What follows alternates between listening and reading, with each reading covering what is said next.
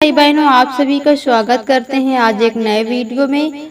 आज हम इस टॉपिक पर बात करेंगे, यदि आज आपका विश्वास है, क्योंकि विश्वास के द्वारा परमेश्वर ने सारे संसार को रचा। मेरे प्रिय भाई बहनों, यदि आज हम विश्वास करते हैं तो हमारे जीवन में, आपके जीवन में कोई भी दुख, कोई भी क्लेश, कोई भी मुसीबत नहीं रहेगी, क्योंकि विश्वास से परमेश्वर हर एक काम को, जो असंभव है वो संभव होता है। विश्वास हमारा है तो हम विश्वास के कारण जो नींव डालते हैं, जो घर बनाते हैं, घर का मतलब जो विश्वास होता है हमारा, वो एक घर के तरीके होता है। जब हम संपूर्ण मन से, जैसे व्यक्ति घर बनाता है तो एक अच्छी जगह बनाता है ताकि वो गिरे ना जल्दी, वो मजबूताई से बनाता है।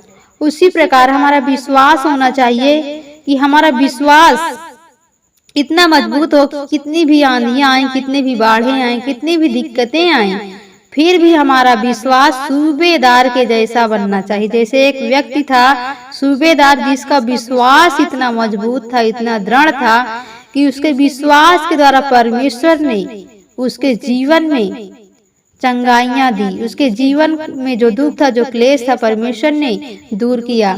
तो चलते हैं ऐसे वचन की ओर, जैसे लूका 7:1 में पढ़ेंगे।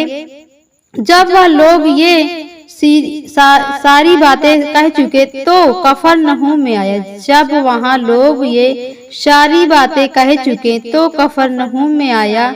वह किसी सूबेदार का एक दास, जो उसको प्रिय था, बीमार था। एक सूबेदार व्यक्ति था, उसका सेवक क्या था? बीमार था, जो उसको प्रिय था। यानी सूबेदार उस सेवक से बहुत प्रेम करता था, प्रिय था, मरने पर था। उसने यीशु की चर्चा सुनकर यहूदियों के कई पुरानियों को उससे विनती करने को उसके पास भेजा कि आकर मेरे दास को चंगा करे।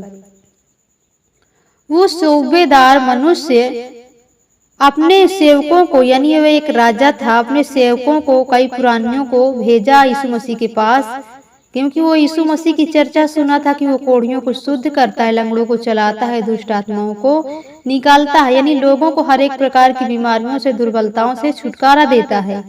जब उसकी चर्चा सुनी तो वो अपने लोगों को भेजा यीशु मसीह के पास कि मेरे सेवक को आकर चंगा करे, मेरे दास को आकर चंगा करे। इसी के 4 पढ़ेंगे। वे यीशु के पास आए और उससे विनती करके कहने लगे, वह इस योग है कि तू उसके लिए यह कर। उसके सेवक कह रहे थे कि वह इस योग है कि तू उसके लिए कर। 5 पढ़ेंगे। क्योंकि वह हमारी जाति से प्रेम रखता है और उसी ने हमारे आराधनालय को बनवाया है। यानी जो दास थे कहने लगे कि वो जो तेरी आराधनालय है उसको क्या उस सूबेदार ने बनवाया है। यीशु उनके साथ गया और जब घर से दूर ही था तो सूबेदार ने उसके पास कई मित्र के द्वारा कहला भेजा, हे प्रभु, दुख न उठा, क्योंकि इसी योग नहीं कि तू मेरे छत तले आए। इस कारण मैं अपने आप को इस योग भी न समझा कि तेरे पास आऊं। सूबेदार ने कहा, हे प्रभु, दासों को भेजा कि तू दुख न उठा। मैं इस योग नहीं कि तू मेरे छत तले आए, और न मैं इस योग हूँ कि तू मेरे छत तले आए, और इसका कारण मैं अपने आप को इस योग भी नहीं समझता कि तेरे पास आऊं। यानी सूबेदार अपने आप को इतना कमजोर समझ रहा था, इतना बड़ा आदमी होते हुए कह रहा था कि मैं इस योग नहीं कि मैं तेरे पास आऊं। हे प्रभु, दुख न उठा। यीशु मसीह से कहा, हे प्रभु, दुख न उठा। वचन कह दे। उस सूबेदार ने कहा कि हे प्रभु, यानी तू अपने मुंह से सिर्फ वचन ही कह दे तो मेरा सेवक चंगा हो जाएगा, क्योंकि मैं पराधीन मनुष्य हूँ और सिपाही मेरे अधीन है। जब मैं एक से कहता हूँ जा तो वह जाता है, और दूसरे से कहता हूँ आ तो वह आता है। यह सुनकर यीशु को अचंभव हुआ और उसने मुंह फेर कर उस भीड़ उसके पीछे आ रही थी कहा। यीशु मसीह ने यह सुनकर अचंभव किया और भीड़ के ओर मुंह फेर कर कहा, जो यीशु मसीह के पीछे आ रही थी, मैं तुमसे सच सच कहता हूँ कि इजराइल में भी ऐसा विश्वास नहीं पाया गया। मेरे प्रिय, सूबेदार का विश्वास क्या था इतना बड़ा आदमी होते हुए भी वो अपने आप को कमजोर समझा, असहाय समझा, तुच्छ समझा कि मैं यीशु मसीह के पास जाने के योग्य नहीं हूँ।